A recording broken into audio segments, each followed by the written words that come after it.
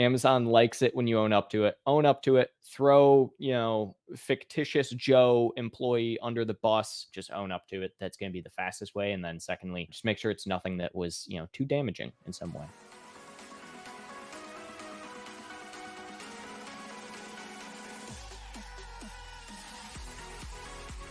My product has a small added feature that my competitors do not have. I'm priced at $27 with 4 reviews and steadily make sales. As soon as I match their price at 18, a small loss for me, I sell like absolutely crazy. Not sure if it's my category, but it's very hard to gain reviews, so I only have 4 of them.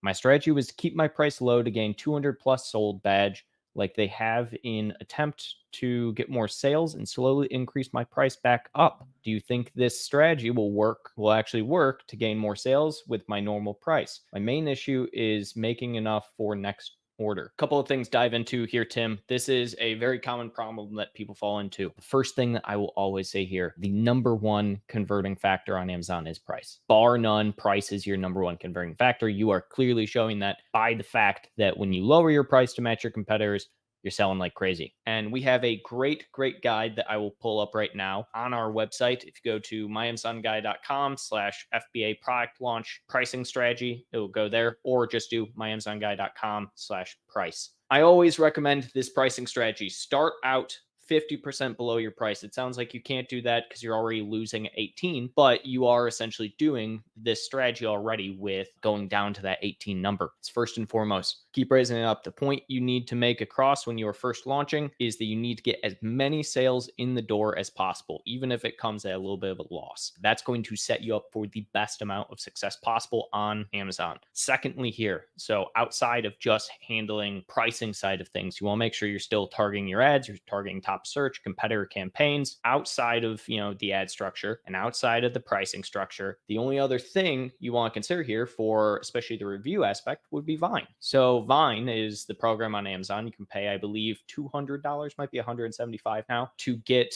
30 products sent into Vine. I would absolutely say you should do this with a few caveats. One being that if you are selling any form of supplement, do not touch Vine. The reason you should not touch Vine if you have a supplement is because somebody is going to get that product, they will take that product, and they will instantly write a review 20 minutes later saying, I don't feel anything, because obviously they wouldn't. But if you're selling, let's say, electronic dish mat of some kind, some commodity type item, Vine is going to be a really easy way for you to get some more reviews. Do Vine, do the reviews, or get the reviews. Do your pricing strategy. I like your pricing strategy. Again, your point here is to get enough in the door so that you can slowly scale that up over time. Part 1, received a violation for selling policies and seller code of conduct, attempting to damage or abuse another seller. Yep, okay. A few days prior, we added a competitor's product to our cart for research. We did not purchase or leave feedback. Unsure if this triggered the violation, looking for suggestions. So the seller code of conduct, attempting to damage or abuse another seller, that is very specific. I have seen it time and time again, and every single time I have seen someone hit with that, I don't want to say that you deserve it here, Michael, but typically when someone has that exact one for damaging another person, it is in fact realistic, even if you did not mean to. What I mean by that is every single situation I have seen of it, Amazon usually has a lot of evidence behind this. So whether it's you purchased and left a bad review, whether it's you are damaging someone else's reputation on your listing, whether it is you ran an ad outside of Amazon or something of the likes, it's usually not enough if you just put something in your cart. That's not really going to be an issue. I would absolutely try and dig in with Amazon right now, ask them the exact reasoning, have them provide proof that you did not. Amazon's going to put a lot of the burden of proof onto you. What I would highly advise you do is kind of take an entire look at everything. Someone met your company with your email address, didn't purchase and leave a review. That's something I have seen happen before, and that definitely can affect this situation. So again, usually when people get hit with this, Amazon has very good reason for it. This is one of the ones that they don't really throw around all too often unless they kind of already know that you've done something. Amazon likes it when you own up to it. Own up to it. Throw,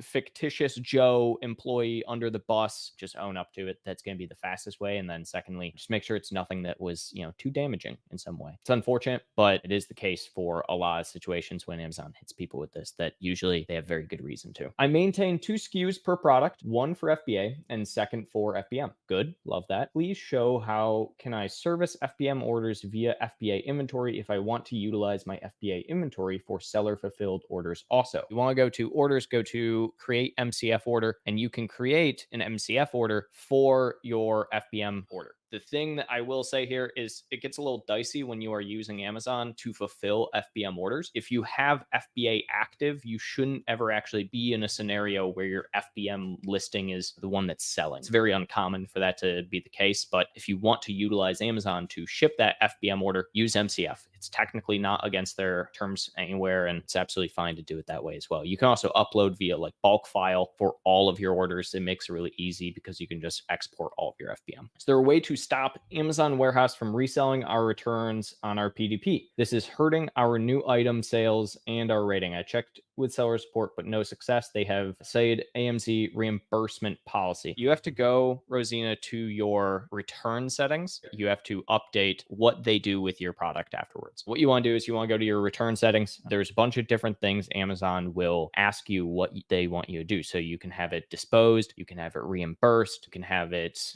sent back to you directly. You can also have Amazon sell returns as they currently are doing right now. So you want to update that for whatever works best for you. I don't personally like Amazon selling on listings, especially if it's items that they have deemed, you can't sell, but they can sell now. So I would turn that off. I usually turn it off on everything. What I can do, Rosina, is if you reach out to podcast@myamazonguy.com, I can shoot you a quick little video over and on a different account and show you exactly where to go for it.